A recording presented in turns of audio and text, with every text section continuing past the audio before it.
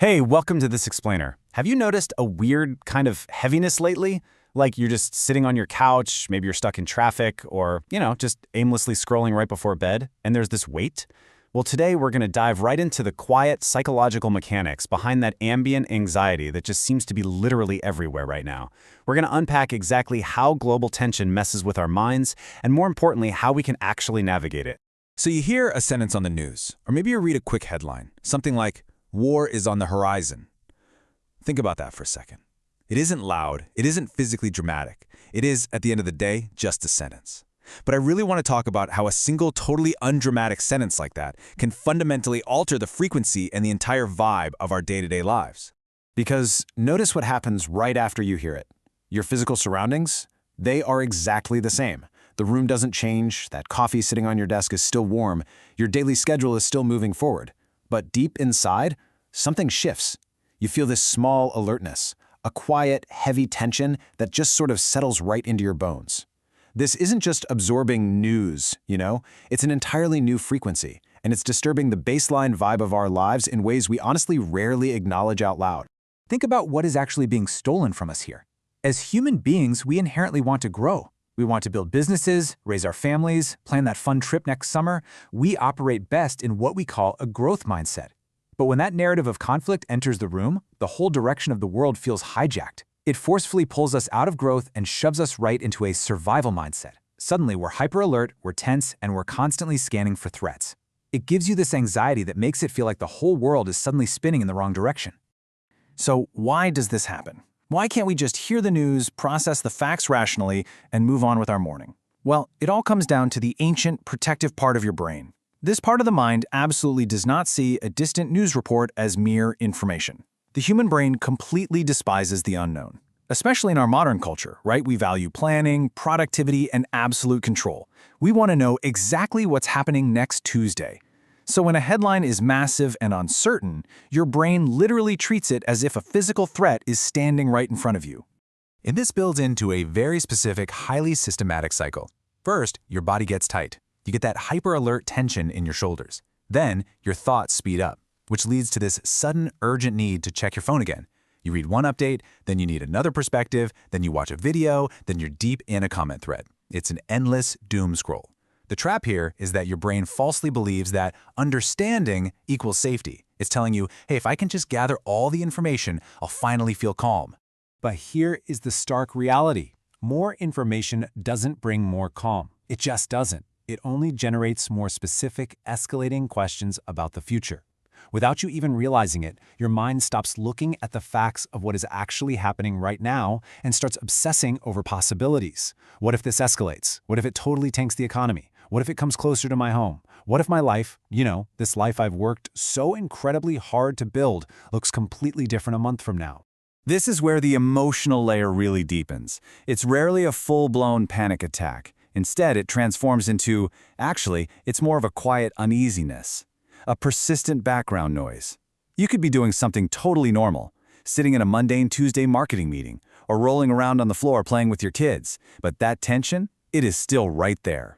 It's constantly vibrating at the back of your mind. And the crucial point here is that this anxiety grows stronger because of our environment. Humans do not process emotions in a vacuum. We are highly social creatures, and we are emotional sponges. We absorb tension. You hear the strain in a news anchor's voice. You feel the frantic, chaotic energy in your group chat messages. You notice the hushed, worried tone of your coworkers.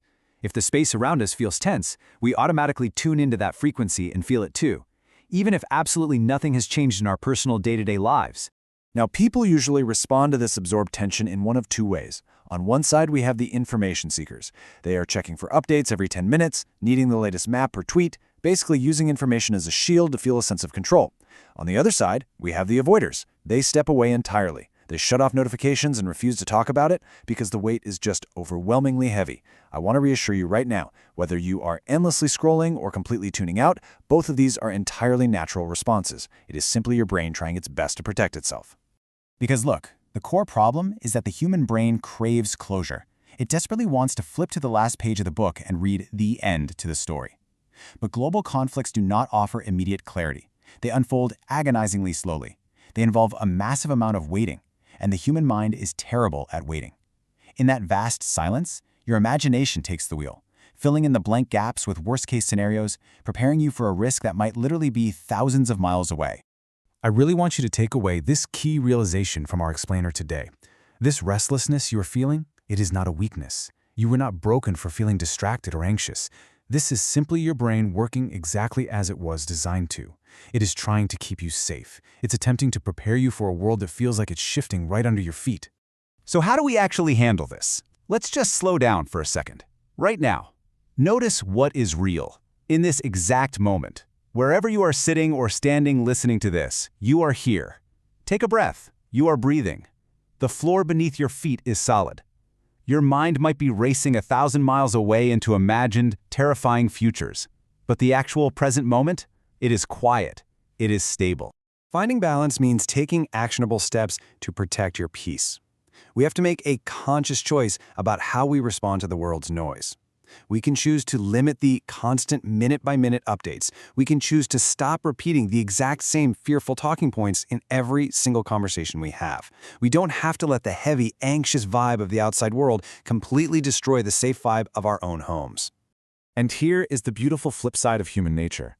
Just as we absorb anxiety and tension, calm is also something that deeply spreads. A slower response from you, a grounded, rational conversation, a quiet reassurance. That positively infects your partner, your children, your friends. You literally have the power to set the frequency for the people around you, and it starts with you choosing to stay grounded. We can absolutely acknowledge what is happening globally without letting it live physically in our bodies. We can be informed citizens without being consumed individuals. Look, not everything is in our control. We cannot control the headlines, and we certainly can't control the decisions made by powerful people in distant rooms. But how we hold ourselves in this immediate physical moment, that agency belongs entirely to us. And amidst all of this swirling uncertainty, we must consciously leave space for hope. Hope that things will de-escalate. Hope that leaders act with care. We have to remember our original growth mindset, because growth, connection, and peace are what human beings were actually built for. War benefits absolutely no one, and that is a fundamental truth that billions of people all over this planet quietly, deeply understand. So, the next time you hear a heavy headline, and you feel that tense shift inside your chest, don't fight it. Just acknowledge that your brain is looking out for you, and then, gently, bring yourself back to what is real right here in this moment. The world will do what the world does, but you get to decide what frequency you emit in your own life. So what vibe will you pass on today? Think about it. Thanks for learning with me.